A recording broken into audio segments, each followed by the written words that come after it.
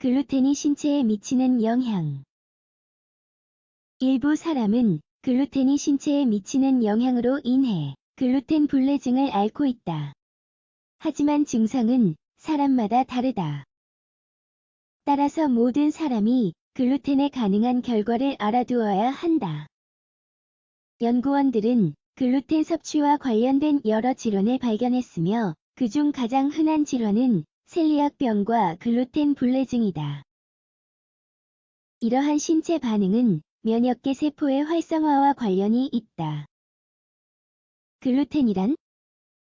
글루텐은 음식에는 존재하지 않지만 귀리, 호밀, 보리, 밀이 물과 접촉할 때 형성되는 단백질이다. 특히 밀은 글루텐을 생성하는 능력이 가장 크다. 밀은 약 10,000년간 서양식 식사의 주식으로 자리 잡았다.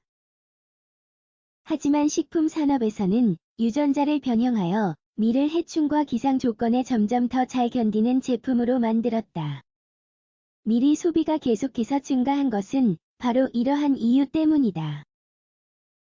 실제로 점도와 탄성으로 인해 대량 생산하는 품질이 낮은 페이스트리뿐 아니라 식품 첨가제로도 주목할 만한 성분이 되었기 때문이다. 따라서 글루텐에 대한 과다 노출이 촉진되어 그 결과 관련 질병이 발생했다.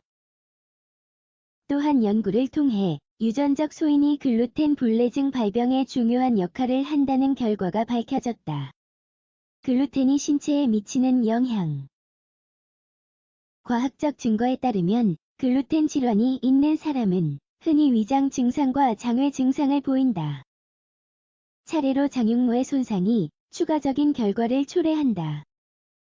가장 일반적인 임상 증상은 다음과 같다. 설사 또는 변비, 복통, 과도한 가스 생성, 식후 포만감, 두통, 피로, 우울증, 근육 통증, 피부염, 빈혈, 과민성 글루텐과 관련된 다른 합병증. 학술지에 게재된 연구에 따르면 셀리악병 진단을 받지 않은 아동이 앞서 언급한 증상 외에도 체중 증가, 거식증, 비타민 결핍, 치아 에나멜 결함을 나타내는 것이 일반적이다. 또한 이 연구는 청소년과 성인에서 증상이 더 변칙적인 경향이 있다는 사실을 보여준다. 일반적으로 증상은 특이하지 않으며 소화계 문제와 관련이 없는 것처럼 보일 수도 있다. 세계소회기내과 학회의 지침에 따르면 글루텐이 포함된 음식을 계속해서 섭취하면 다음과 같은 문제가 발생할 수 있다. 내분비 질환, 1차성 불임, 습관성 유산 사춘기 지연, 조기 폐경, 골감소증, 골다공증, 골연화증과 같은 뼈 문제. 마찬가지로 오랫동안 치료를 받지 않은 셀리악병 환자는 장암, 악성 림프종, 구강 인두 종양, 골절과 같은 합병증이 발생할 위험이 증가한 것으로 보인다. 글루텐 프리 식단. 과학계는 글루텐 불내증에 대한 최선의 치료법이 평생 글루텐이 없는 식단을 따르는 것이라는 사실을 뒷받침한다. 따라서 밀, 귀리, 호밀, 보리 TACC로 만든 제품 섭취를 피해야 한다.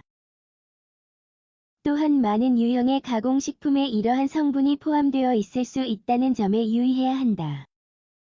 예를 들어 일부 아이스크림, 소스, 샐러드 드레싱, 맥주 또는 심지어 음료나 일부 약에 글루텐이 포함되어 있을 수 있다.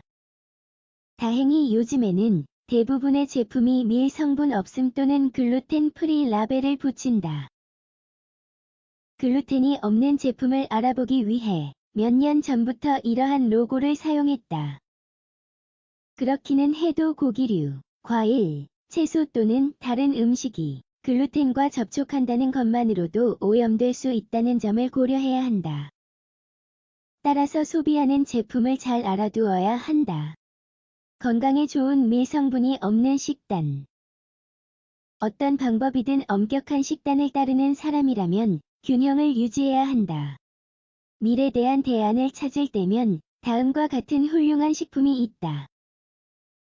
쌀기장, 옥수수, 수수, 퀴노아, 메밀, 아마란스. 늘 그렇듯 궁금한 점이 있다면 의사나 영양 전문가와 상담을 하자. 이들은 개개인의 사례를 평가한 후 여러분에게 맞춘 적절한 식단을 계획하는 데 도움을 줄 수 있는 전문가이다. 기억해야 할 점.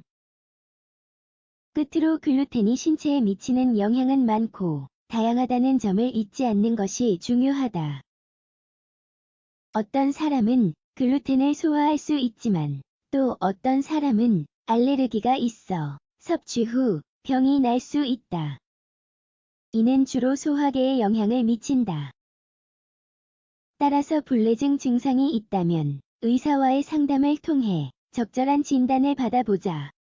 글루텐 불내증이나 셀리악병이 있는 것으로 확인되면 식단을 조절해야 한다.